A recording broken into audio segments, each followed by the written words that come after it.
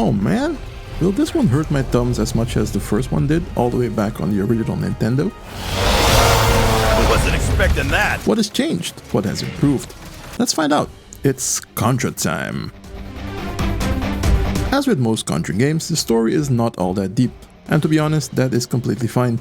In this episode, the Red Falcon terrorist group takes over the Galuga Islands off the coast of New Zealand, and the elite Contra commandos Bill and Lance spring into action, initiating an all-out war. This is basically all the story you need to be ready for all the non-stop action that this game is going to throw at you. Here and there you will find some more tidbits of story, but it revolves around defeating the Red Falcon group and saving humanity. What was a nice addition is that some new characters are introduced during the story scenes, which can also become playable in later game modes. The game features 3 modes to play. These are Story Mode, Arcade Mode, and Challenge Mode. In Story Mode you can team up with a friend to complete the campaign, while Arcade Mode offers the ability to play with up to 4 players in total. In Arcade Mode there are more playable characters available than in Story Mode. That is, if you can unlock them first. Contra Operation Galuga, like many of its predecessors, is a side-scrolling arcade-style shooter. Whoa, that was a mouthful. This means that most of the game your character will be moving from left to right and taking on an almost never-ending wave of enemies. To defeat these enemies and the bosses at the end of each level, you get to use a multitude of weapons next to your standard blaster. These weapons drop in the form of items during each level. Players familiar with the previous Contra games will recognize guns like the spread gun, laser, and the homing gun, to name a few. This time around, these weapons can be upgraded to a level 2 by collecting and stacking the same weapon again, vastly increasing its power. Another new option that was added is the so-called overload system. Each weapon type can be overloaded to gain the use of a temporary special ability. These special abilities differ for each weapon and therefore can provide benefits for different situations. If the weapon you are overloading is at level 2, it will downgrade to level 1. However, if the weapon is at level 1, it will be sacrificed when you use overload, and you will have to acquire it again manually. Before the start of each level, you also have the ability to purchase perks for your character. Each character can have 2 perks enabled at the same time, and these give them some specific benefits, such as being invulnerable during a dash or starting a level with a specific weapon already equipped.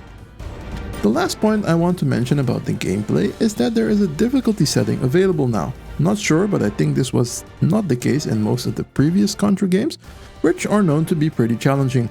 For me, this made a world of difference. While I really enjoy the type of gameplay the Contra games provide, the level of difficulty would just cost me too much time to progress. The game looks great. The characters and environments look crisp and polished. There's a lot of variation between the levels, which prevents boredom from setting in.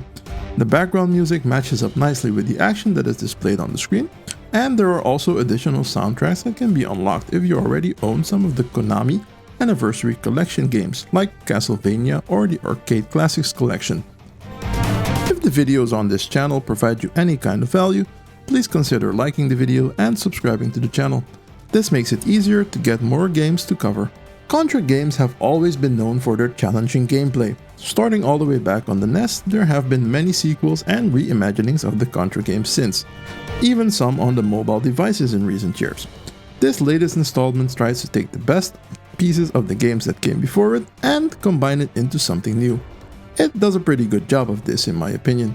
Providing a difficulty selection is a nice option for players who just want a more casual playthrough. The many weapons available are fun, but it becomes clear which are the best ones pretty fast. Since the weapon items keep on dropping throughout the level, it's sometimes a bit challenging to hang on to that specific weapon you want to keep, because picking up another one will replace it. Fortunately, you can have 2 weapons at the same time, but it's still not fun when you lose your favorite weapon because you accidentally picked up a new one. Nevertheless, Contra Operation Galuga is a very fun game to play, especially with friends, and is a great addition to the Contra series. So get some friends together and try this one out. Thanks for watching, see you next time.